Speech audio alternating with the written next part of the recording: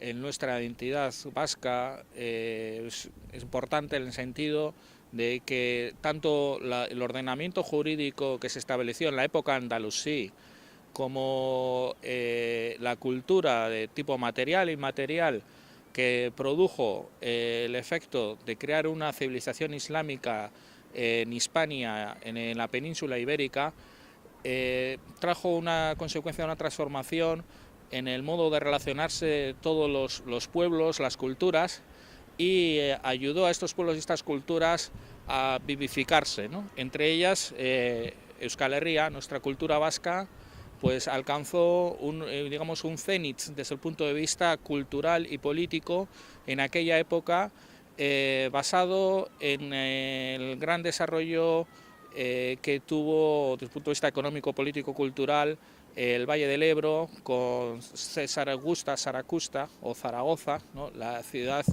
que tenía una gran importancia tanto en la época romana como en el Tardo Imperio y en la hasta la Baja Edad Media, y que hizo una labor de foco, de ilustración para todo el norte de peninsular y también para lo que es el sur de la actual República de Francia.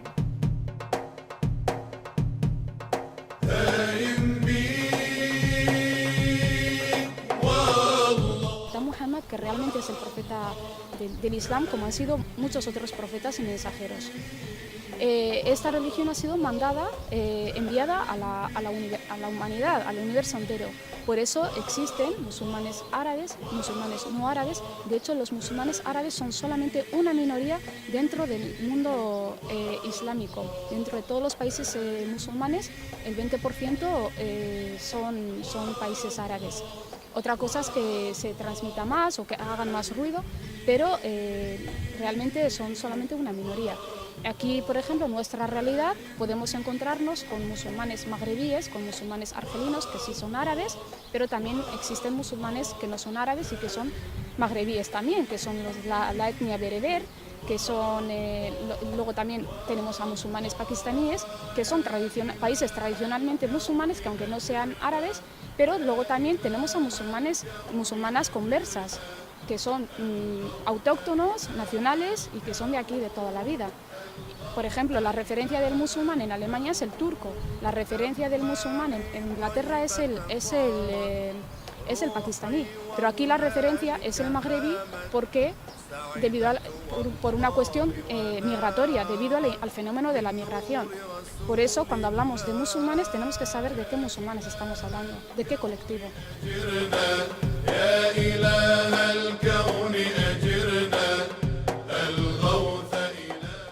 Muchos problemas. Uno, por ejemplo, puede ser el problema ecológico, el cambio climático que nos afecta a todos, a ricos, a pobres, a países desarrollados y a países no desarrollados.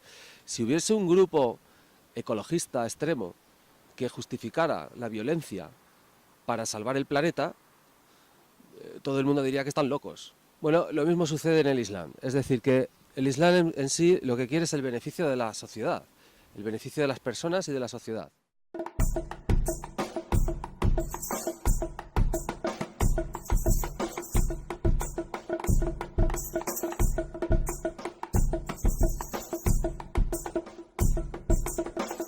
Y el Islam es una religión de paz, porque la misma palabra salam significa la paz, que no tiene que ver nada con todo lo que sale en los medios, lo que dice la gente. Y para saber una cosa, ya sea el Islam o un tema de cultura, de estudio, pues siempre hay que buscar y preguntar, ¿sí? Y para saber, ¿no?, qué es la verdad o cuál es la mentira.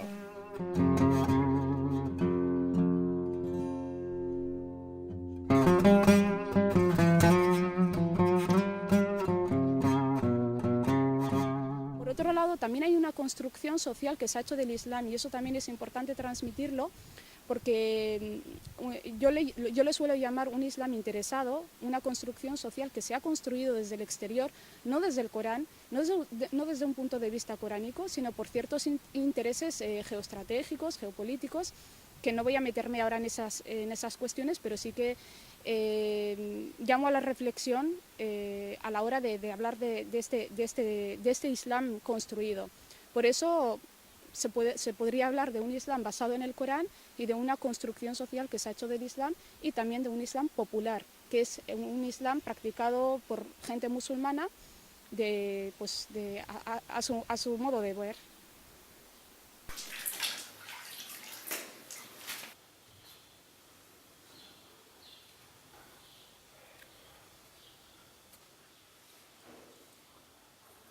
De interpretar en un momento determinado que está legitimada a obrar contra aquellos que no piensan como ellos o que creen que están corrompiendo la sociedad en general o el mundo. Pero eso puede suceder no en el Islam, en el ecologismo, en el cristianismo o en cualquier ideología. Eso no tiene nada que ver con la ideología en sí, sino con las personas. Es decir, hay personas que piensan que cualquier fin, que el medio justifica los fines, y sin embargo lo islámico es pensar lo contrario, es decir, pensar que los fines solo se pueden obtener a través de unos medios. Y ese medio es la Sharia, pero no tal como nos la han presentado, porque nos han presentado la Sharia como el museo de los horrores, ¿no? Sino más bien como una disciplina que nos conduce a llevarnos a un objetivo concreto, que es la realización del ser humano y la realización social, porque en el Islam no existe realización individual, sino hay una realización social.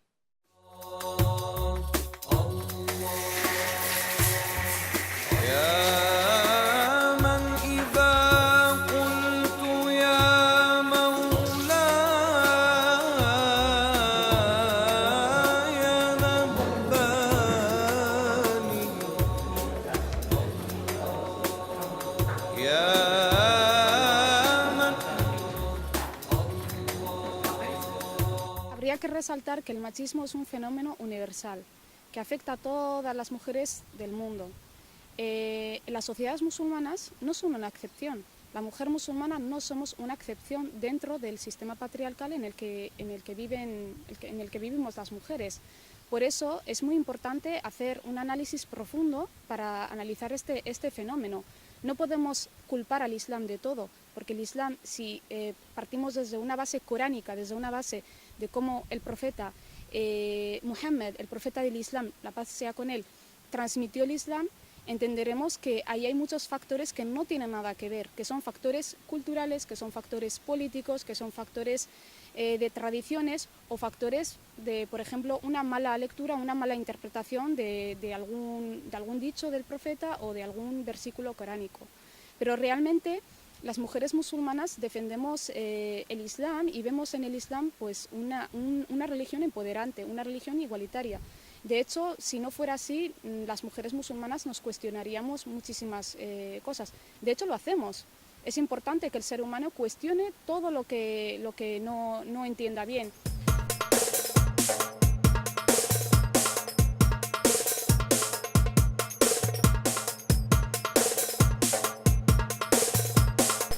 Antes del Islam, la niña cuando nace se las enterraba en vivas. Hay muchas tribus musulmanes que les enterraban vivas. Y luego, cuando se crezca la mujer, era una mercancía que la vendían como muebles, como un ganado. Era como un ganado. Incluso que las mujeres, cuando se casan con ellas, cuando se les baja la regla, no les dejan entrar a la casa, les dejan con los animales. Y de repente cuando vino Muhammad sallallahu alaihi wasallam, el profeta, pues vino una aya en el Corán: وَإِذَا الْمَوْءُودَةُ سُئِلَتْ بِأَيِّ ذَنْبٍ قُتِلَتْ. El significado, si preguntamos a esa niña que enterraban vivas, ¿por qué la enterraban vivas? Pues entonces vino el Islam y quitó esa maldad. Le ha dado el derecho a la mujer a tomar decisiones, incluso que la mujer del profeta Muhammad sallallahu alaihi wasallam, Khadija, era su jefa.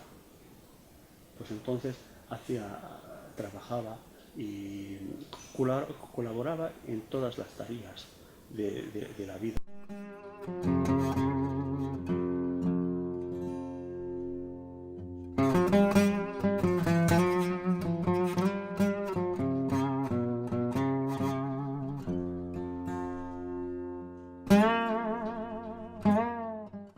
otra cuestión que no podemos obviar, que es el tema del velo, el tema del hijab. Nosotras le llamamos hijab. Porque claro, velo llevan las monjas, velo llevan en diferentes culturas, pero muchas veces el que molesta o el que es cuestionado es el velo de la mujer musulmana. Por eso es importante hablar sobre el hijab y seamos nosotras las mujeres musulmanas las que tomamos la iniciativa para hablar sobre el hijab. ¿Por qué llevas el hijab? Esa es la típica pregunta. ¿O es tu marido te obliga, tu padre o algún sistema? En el país, en el mundo existen más o menos unos 60 países musulmanes. Tan solo en 2 hay un hijab político impuesto, que son Arabia Saudí e Irán. Son 2 estados que no son estados democráticos, que no han sido gobiernos elegidos por sus propios pueblos, entonces tienen sus propias políticas. Entonces sería injusto decir que el Islam que nos obliga a las mujeres de una manera obligada a llevar el hijab, cuando somos nosotras las mujeres musulmanas las que vivimos en países libres o en sociedades democráticas las que elegimos vestir de una manera pues recatada. El hijab es una cuestión que tiene que ver mucho con la intimidad de la mujer. Hay diferentes partes del cuerpo de la mujer que musulmana que, bueno, desde un punto de vista se ve como el pelo y diferentes partes del cuerpo como una parte íntima, entonces hay que cubrirla. Y de esta manera nosotras las mujeres musulmanas nos sentimos pues libres para cubrir lo que queramos cubrir y quien quiera descubrir, pues que lo descubra. Estamos en contra de todo tipo de imposiciones. Y es cierto también que hay países democráticos, como es Francia, que obligan, también imponen a quitarse el velo, que también son cuestiones que deben ser denunciadas.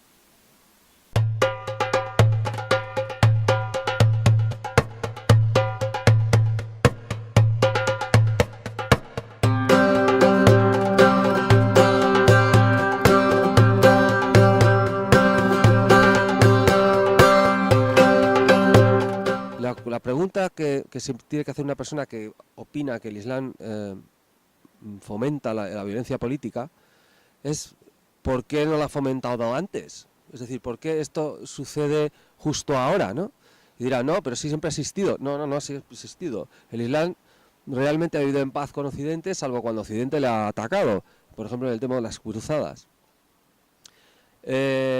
No necesariamente ha existido una violencia política intrínseca al Islam, sino a los gobernantes, como en todas partes, que querían expansionarse o que querían obtener botín o que querían algún tipo de ventaja política.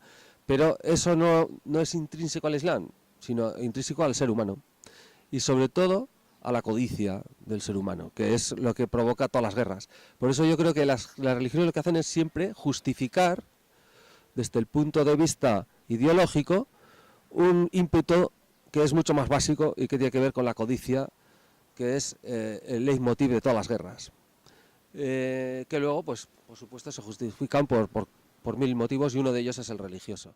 Una palabra que no está claro del todo el origen, pero en un principio parece ser que se utilizó en aquella época para denominar a todos los musulmanes que llegaban del norte de África, pero que por extensión se empezó a utilizar desde los cristianos hacia los musulmanes para denominar simplemente musulmán. Y esto ha sido así por mucho tiempo, precisamente hasta que llegamos al último momento, digamos, del desarrollo entre estas comunidades judía, musulmana y cristiana en Al-Ándalus, y que fue el momento de la entrada de la Edad Moderna, la prohibición del judaísmo y del islam, y que por ello el hecho de ser musulmán ya estaba prohibido y no se podía denominar a ningún habitante de la península moro, por lo cual moro pasó a denominar a aquellas personas que practicaban el islam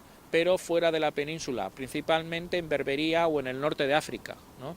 Y de esta manera a las personas que practicaban el Islam en clandestinidad o que tenían un origen de familias musulmanas se les empezó a llamar moriscos, que significa descendiente, que parece musulmán, que parece moro, pero ya negando el hecho de que sea moro, de que sea musulmán.